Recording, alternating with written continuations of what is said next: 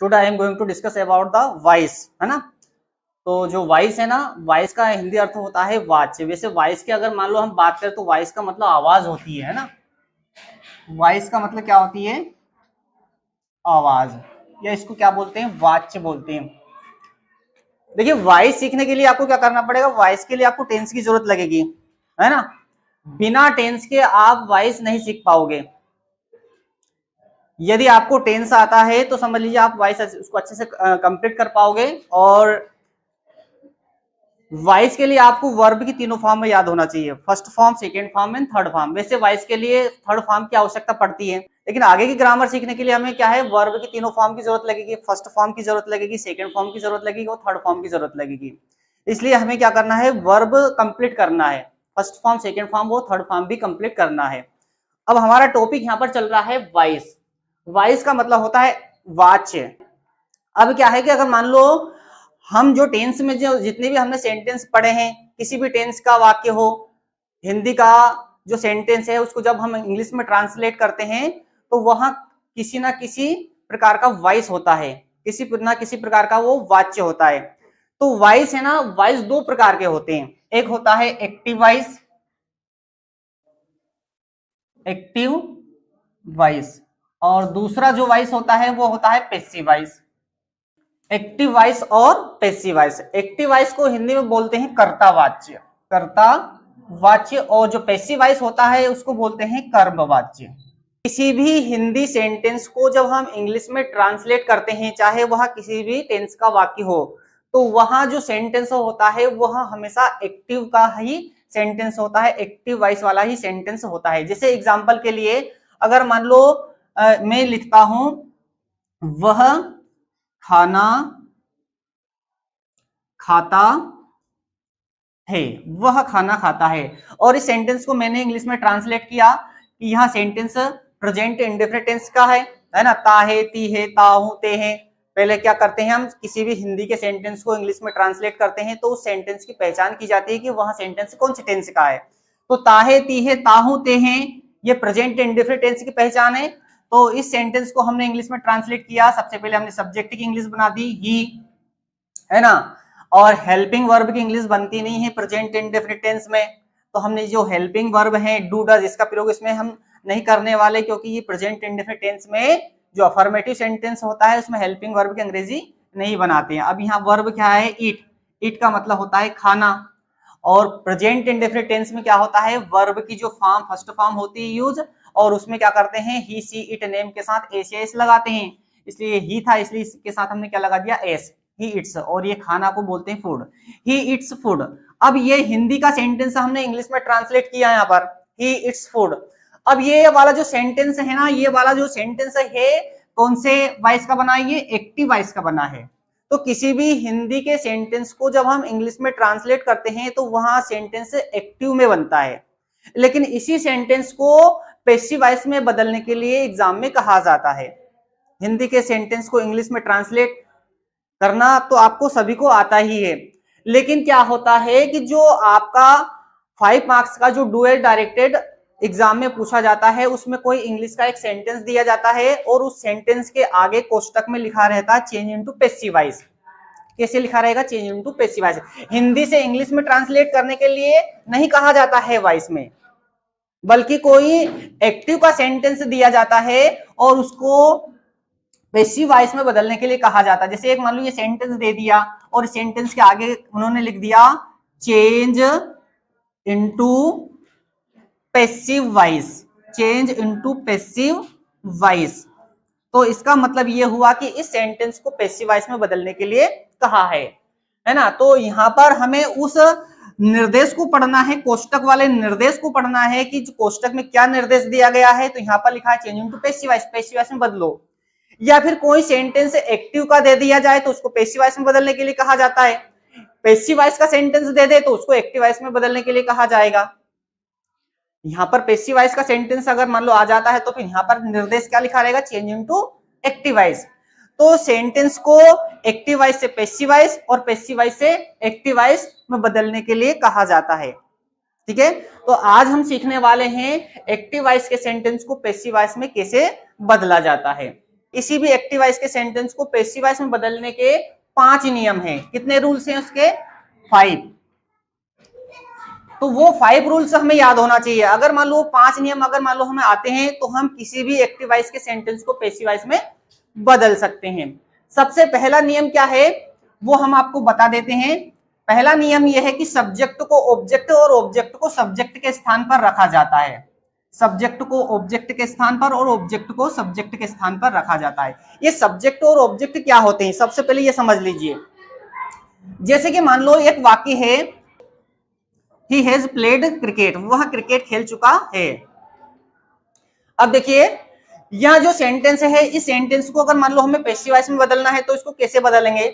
नियम नंबर 1 कह रहा है कि सब्जेक्ट को ऑब्जेक्ट के स्थान पर और ऑब्जेक्ट को सब्जेक्ट के स्थान पर रखा जाता है। तो देखिए यहाँ पर सबसे आगे सेंटेंस में सबसे आगे सब्जेक्ट होता है और सेंटेंस के आखिरी में ऑब्जेक्ट होता है। यहाँ पर सब्जेक्ट दिया हुआ ही और ऑब्जेक्ट दिया है क्रिकेट, लेकिन आखिरी वाला जो वर्ड होता है उसको ऑब्जेक्ट मानते हैं। लेकिन ऑब्जेक्ट कहां होता है? जो वर्ब होती है ना, वर्ब की फर्स्ट फॉर्म, सेकेंड फॉर्म या थर्ड फॉर्म। सेंटेंस में वर्ब की फर्स्ट फॉर्म मिलेगी है, या हो सकता है सेकेंड फॉर्म मिल जाए आपको, या हो सकता है आपको वर्ब की थर्ड फॉर्म मिल जाए। कोई ना कोई फॉर्म तो आपको मिलने वाली है, वर्ब की कोई ना कोई फॉर्म तो आपको मिलेगी। तो वर्ब के बाद वाला पूरा का पूरा जो पार्ट होता है वो ऑब्जेक्ट कहलाता है। तो नियम नंबर हमें 1 याद रखना है कि सब्जेक्ट है उसको ऑब्जेक्ट के स्थान पर रखना है और ऑब्जेक्ट है उसको सब्जेक्ट के स्थान पर रखना है। तो ये जो सब्जेक्ट है ये ही है, तो ये ही आकर यहाँ पर हिम हो जाएगा। क्या हो जाएगा? ये हिम हो जाएगा। और ये जो ऑब्जेक्ट है ये यहाँ पर आके सब्जेक्ट की जगह ले लेगा, तो यहाँ पर हो जाएगा क्रिकेट और यहाँ हो गया हिम। अब देखिए यहाँ पर सब्जेक्ट को हमने ऑब्जेक्ट के स्थान पर रखा है और ऑब्जेक्ट को हमने सब्जेक्ट के स्थान पर रखा है, लेकिन एक चीज और हमने चेंज कर दी कि ही को यहाँ पर हिम बना दिया और क्रिकेट को हमने यहाँ पर क्रिकेट ही लिखा, फुटबॉल नहीं लिखा। लिखा है क्या? जो जैसा था वैसा का वैसे ही लिख दिया। तो ये हमें ये कॉन्सेप्ट भी पता होना चाहिए कि कौन से वर्ड को चेंज किया जाता है और कौन से वर्ड को चेंज नहीं किया जाता है। देखिए नियम नंबर 2, प्रोनाउन चेंज करना है। प्रोनाउन चेंज किया जाता है यदि सब्जेक्ट या ऑब्जेक्ट के रूप में कोई प्रोनाउन दिया हो, चाहे यहां पर हो चाहे यहां पर हो। अगर सब्जेक्ट या ऑब्जेक्ट के रूप में कोई प्रोनाउन दिया गया हो तो उस प्रोनाउन का रूप चेंज कर दिया जाता है। प्रोनाउन को चेंज करना होता है। देखिए कैसे चेंज करेंगे ये समझ लीजिए। प्रोनाउन को चेंज कैसे करना है? जैसे कि यहाँ पर सब्जेक्ट के स्थान पर अगर मान लो लिखा हो ही, क्या लिखा हो, और उसको इधर प्रोनाउन के स्थान पर लाना है, उसको ऑब्जेक्ट के स्थान पर लाना है। कहां लाना है? ऑब्जेक्ट के स्थान पर लाना है, तो उस ही को हमें हिम बनाना पड़ेगा। ठीक है। और यदि मान लो ऑब्जेक्ट के स्थान पर इधर हिम लिखा होता है और उसको सब्जेक्ट के स्थान पर लाना है तो उसको हिम को क्या लिखना पड़ेगा? हमें ही लिखना पड़ेगा। जब भी उनका स्थान बदलेगा, जब भी सब्जेक्ट ऑब्जेक्ट के स्थान पर आएगा, ऑब्जेक्ट सब्जेक्ट के स्थान पर चला जाएगा, तो ध्यान रखना है ये वाला कॉन्सेप्ट, ही को हिम बनाना है, हिम को ही बनाना है। यदि ही को इधर लाना पड़े तो हिम बना के लिखना है और हिम को उधर ले जाना पड़े तो उसको क्या लिखना पड़ेगा? ही लिखना पड़ेगा। इसी प्रकार सी, अगर सी दिया है तो सी को इधर लाने पर हर लिखना होता है और हर को उधर ले जाने पर सी लिखना होता है। आई को इधर लाने पर मी लिखना होता है और मी को उधर ले जाने पर आई लिखना होता है। ठीक है। और इसके बाद में जिसे ईट दिया है तो ईट को इधर लाने पर ईट ही लिखा जाता है और उधर ले जाने पर भी उसको ईट ही लिखा जाता है। एक यू है, यू को इधर लाने पर यू लिखते हैं और उधर भी यू लिखते हैं। ये 2 प्रोनाउन ऐसे हैं जो वैसे के वैसे ही रहते हैं।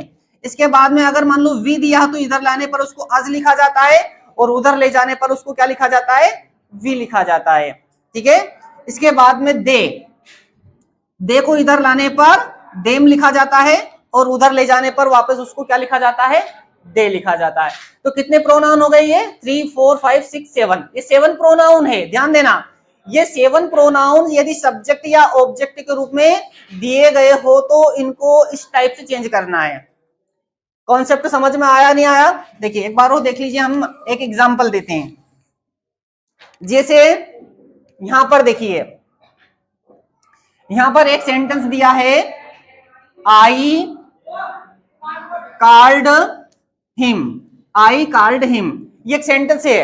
इस सेंटेंस में समझ लीजिए, वाक्य के प्रारंभ में यहां पर क्या दिया हुआ है, सब्जेक्ट दिया हुआ है।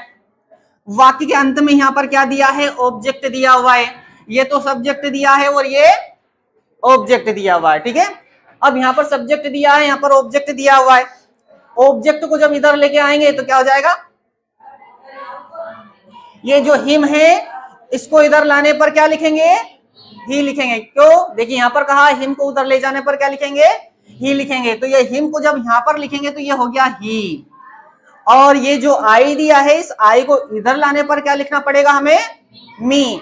क्योंकि यहां पर देखिए आई लिखा है, आई को इधर ले जाने पर क्या लिखना होता है, मी लिखना होता है। तो यहां पर हो जाएगा मी, ठीक है। तो कितने नियम हमने बताए, 2 नियम हमने बता दिए। यहाँ पर सब्जेक्ट को ऑब्जेक्ट के स्थान पर रखा जाता है, ऑब्जेक्ट को सब्जेक्ट के स्थान पर रखा जाता है। देखिए आई को हमने यहाँ पर मी लिख दिया और हिम को इधर ले जाने पर हमने ही लिख दिया। प्रोनाउन चेंज करने के लिए कहा था तो प्रोनाउन चेंज कर दिए। प्रोनाउन हमने आपको 7 प्रोनाउन बताए हैं, ये 7 प्रोनाउन को चेंज करना है। इसके अलावा कोई नाउन अगर दिया हो तो उसको चेंज नहीं करना है। नाउन जानते हो, नाउन का मतलब होता है नाउन। नाउन मीन्स क्या होता है, नाम। A noun is the name of any person, place और थिंग। किसी व्यक्ति का नाम आ सकता है, किसी वस्तु का नाम आ सकता है, किसी स्थान का नाम आता है, तो उसको चेंज नहीं करना है, नाउन को चेंज नहीं करना है, केवल प्रोनाउन को ही चेंज करना है। कहने का मतलब ये है कि ये 7 प्रोनाउन को ही चेंज करना है। इनके अलावा अगर मान लो कोई दूसरा वर्ड दिया गया हो तो उसको चेंज नहीं करना है, केवल चेंज क्या करेंगे हम, केवल प्रोनाउन, ठीक है। तो ये 7 प्रोनाउन को ही चेंज किया जाता है। तो यहाँ पर कितने नियम हो गए, यहाँ पर 2 नियम हो गए। अब तीसरा नियम समझ लीजिए। तीसरा नियम क्या है, तीसरा नियम ये है कि हमें हेल्पिंग वर्ब चेंज करना होती है। हेल्पिंग वर्ब चेंज की जाती है, हेल्पिंग वर्ब चेंज की जाती है। सेंटेंस में हमें कोई ना कोई हेल्पिंग वर्ब मिलेगी, है ना। तो वो जो हेल्पिंग वर्ब दी गई, वो हेल्पिंग वर्ब यूज ना करते हुए हमें दूसरी हेल्पिंग वर्ब को रखना पड़ेगा। तो कौन सी हेल्पिंग वर्ब रखे ये हमें याद होना चाहिए। तो इसका कॉन्सेप्ट क्या है, आपको टेंस याद होना चाहिए, टेंस का क्रम हमें याद होना चाहिए कि कौन से टेंस के बाद में कौन सा टेंस आता है ना। तो जिस क्रम से हम टेंस पढ़ रहे हैं उस क्रम के अनुसार मैं बता रहा हूं। जैसे कि पहला टेंस है जिसका नाम है प्रेजेंट इंडेफिनिट टेंस है, दूसरा टेंस है प्रेजेंट कंटीन्यूअस टेंस, तीसरा टेंस है प्रेजेंट परफेक्ट टेंस, चौथा टेंस है प्रेजेंट परफेक्ट कंटीन्यूअस, पांचवा टेंस है पास्ट इंडेफिनिट, छठा टेंस है पास्ट कंटीन्यूअस, सातवां है पास्ट परफेक्ट, आठवां है पास्ट परफेक्ट कंटीन्यूअस, है ना। नौवां टेंस फ्यूचर इंडेफिनिट, 10वां फ्यूचर कंटीन्यूअस, 11वां फ्यूचर परफेक्ट और 12वां फ्यूचर परफेक्ट कंटीन्यूअस। ये 12 टेंस हैं। हर टेंस की अपनी कोई ना कोई हेल्पिंग वर्ब होती है, हर टेंस की अपनी कोई ना कोई हेल्पिंग वर्ब होती है। अब हेल्पिंग वर्ब कौन सी यूज करना है ये देखिए। यदि पहले टेंस का वाक्य आए तो हमें हेल्पिंग वर्ब उसके आगे वाले टेंस की यूज करनी, दूसरे की। समझ में आ रही है। यदि प्रेजेंट इंडेफिनिट टेंस का वाक्य दिया हो तो प्रेजेंट इंडेफिनिट टेंस की हेल्पिंग वर्ब बिल्कुल भी यूज ना करे। प्रेजेंट इंडेफिनिट टेंस की हेल्पिंग वर्ब क्या है पता है आपको, डू और डज है। तो डू और डज का इस्तेमाल बिल्कुल ना करें। प्रेजेंट इंडेफिनिट टेंस का वाक्य दिया हो तो प्रेजेंट इंडेफिनिट टेंस की हेल्पिंग वर्ब यूज ना करना है आपको, बल्कि उसके आगे वाले टेंस की हेल्पिंग वर्ब यूज करना है, प्रेजेंट कंटीन्यूअस की। तो प्रेजेंट कंटीन्यूअस टेंस की हेल्पिंग वर्ब आपको याद होना चाहिए। प्रेजेंट कंटीन्यूअस टेंस की हेल्पिंग वर्ब है इज, आर, एम। किसके साथ कौन सी हेल्पिंग वर्ब यूज की जाती है टेंस में, ऑलरेडी हमने आपको बता दिया है। सिंगुलर के साथ कौन सी हेल्पिंग वर्ब यूज होती है, प्लूरल के साथ कौन सी हेल्पिंग वर्ब यूज होती है ना, आई के साथ कौन सी हेल्पिंग वर्ब यूज होती है, ये टेंस में आपको ऑलरेडी पता है।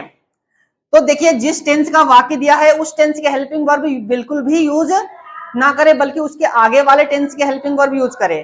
प्रेजेंट इंडेफिनिट का वाक्य होगा तो हम प्रेजेंट कंटीन्यूअस की यूज करेंगे, प्रेजेंट परफेक्ट का वाक्य होगा तो हम प्रेजेंट परफेक्ट कंटीन्यूअस की यूज करेंगे, पास्ट इंडेफिनिट का होगा तो हम पास्ट कंटीन्यूअस की यूज कर देंगे, पास्ट परफेक्ट का होगा तो पास्ट परफेक्ट कंटीन्यूअस की यूज कर देंगे। फ्यूचर इंडेफिनिट टेंस का वाक्य दिया हो तो हम फ्यूचर कंटीन्यूअस की यूज करेंगे, फ्यूचर परफेक्ट का वाक्य दिया हो तो हम फ्यूचर परफेक्ट कंटीन्यूअस टेंस की यूज करेंगे। कॉन्सेप्ट समझ में आ रहा।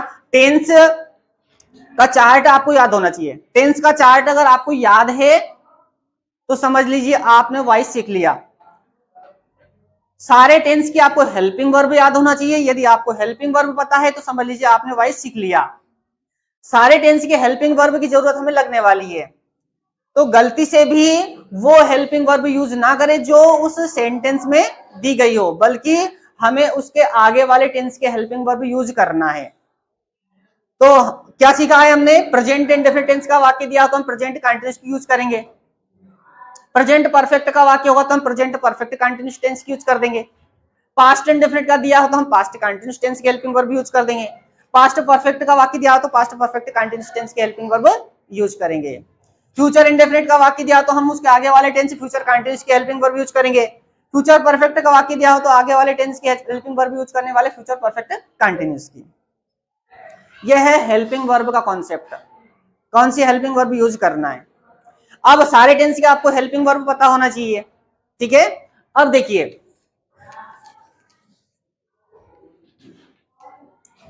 प्रेजेंट इंडेफिनिट टेंस का वाक्य तो हमने प्रेजेंट कंटीन्यूअस टेंस की हेल्पिंग वर्ब यूज करना है, बताया है हमने। लेकिन प्रेजेंट कंटीन्यूअस टेंस का ही वाक्य आ जाए तो उसी टेंस की हेल्पिंग वर्ब यूज करें।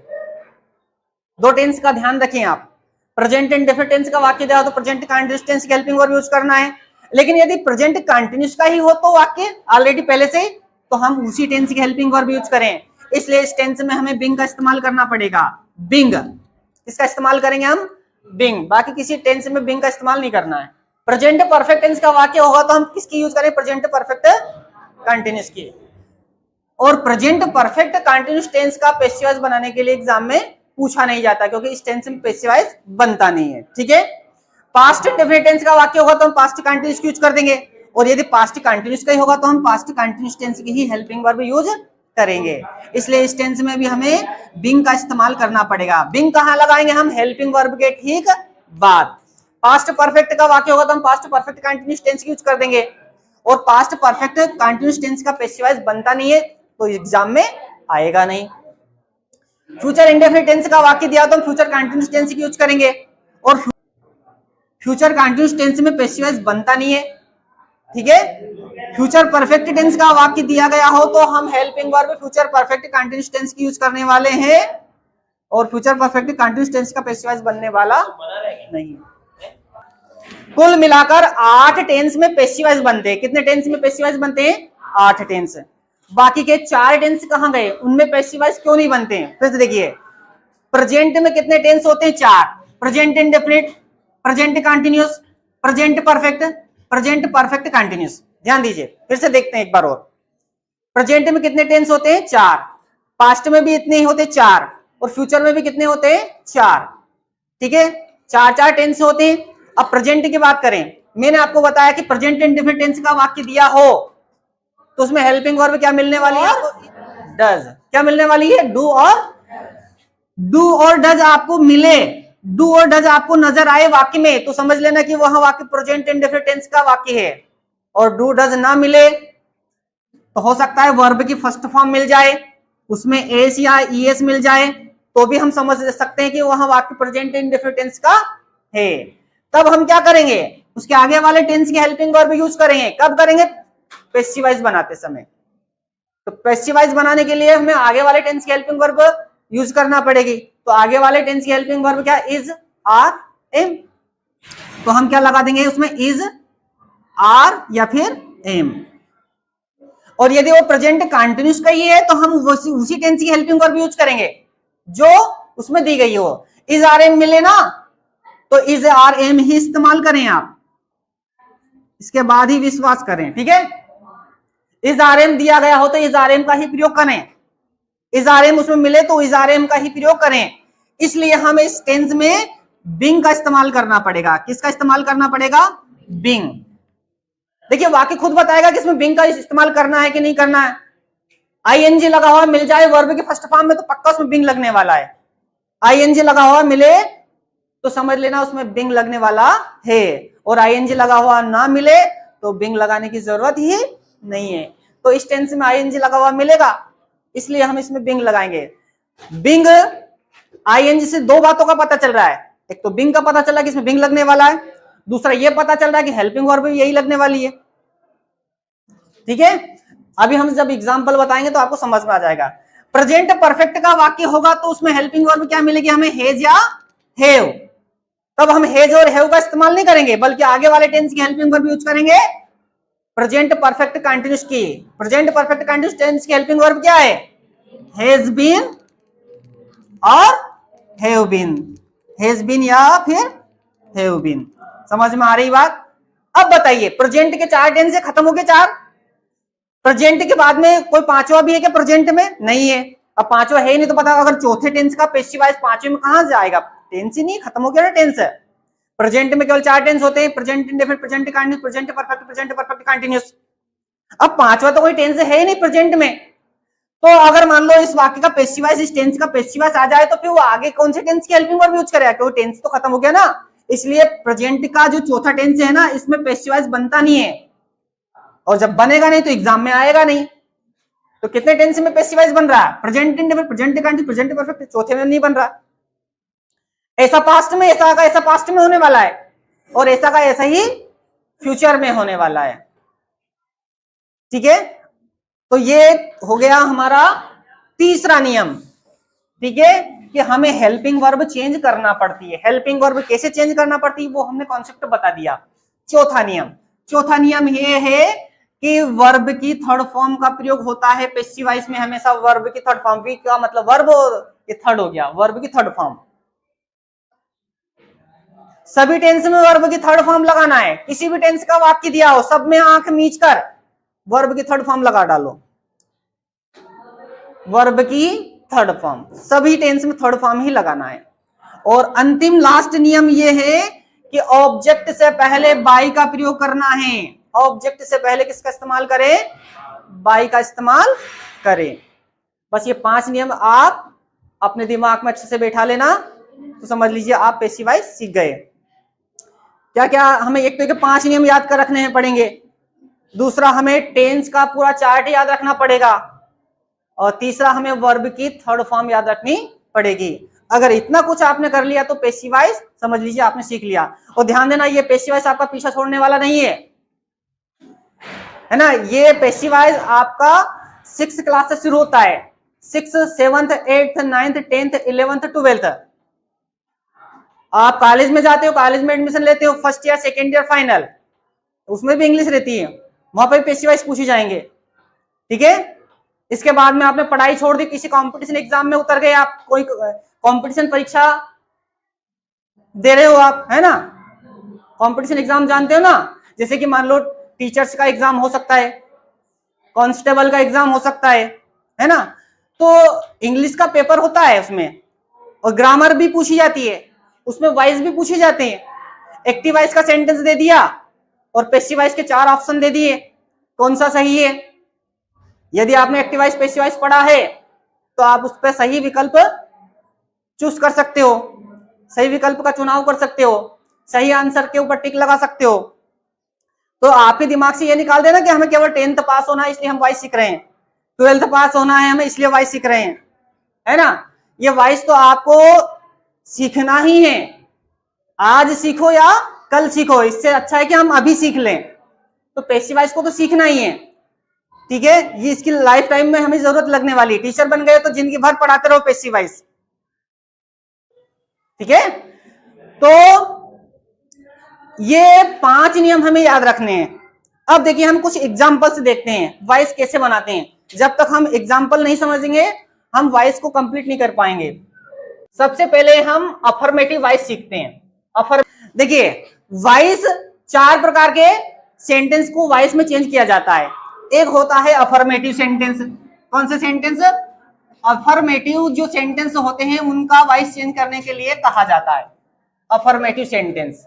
ठीक है, तो सबसे पहले हम अफर्मेटिव सेंटेंस का वॉइस बनाना सीखेंगे। ठीक है, इसके बाद में आता है नेगेटिव सेंटेंस। जो नेगेटिव सेंटेंस होते हैं, नेगेटिव सेंटेंस जानते हो ना, जिसमें नॉट आता है, तो जो नेगेटिव सेंटेंस होते हैं उनके वॉइस कैसे बनाए जाते हैं वो सीखेंगे। इसके बाद में आता है इंट्रोगेटिव सेंटेंस। इंट्रोगेटिव सेंटेंस जिनमें हेल्पिंग वर्ब आगे आती है, सबसे ऊपर, मतलब सबसे आगे। जो इंट्रोगेटिव सेंटेंस होते हैं, जो प्रश्नवाचक वाक्य होते हैं, उनके वॉइस कैसे चेंज किए जाते हैं वो सीखेंगे। इसके बाद में एक सेंटेंस होता है इंपरेटिव सेंटेंस। इंपरेटिव सेंटेंस का मतलब होता है आदेशात्मक वाक्य। तो जो इंपरेटिव सेंटेंस होते हैं उनके वॉइस कैसे चेंज किए जाते हैं? 4 प्रकार के सेंटेंस को हम वॉइस चेंज करना सीखने वाले हैं। जो 4 प्रकार के वाक्य होते हैं उनका वॉइस हम सीखने वाले हैं, कैसे चेंज करना है। तो एक एक करके हमें सीखना। सबसे पहले हम अफर्मेटिव सीख लेते हैं, इसके बाद में हम नेगेटिव सीखेंगे, फिर इंट्रोगेटिव सीखेंगे, फिर इंपरेटिव सीखेंगे। ठीक है, तो सबसे पहले हम सीखने वाले हैं अफर्मेटिव वॉइस।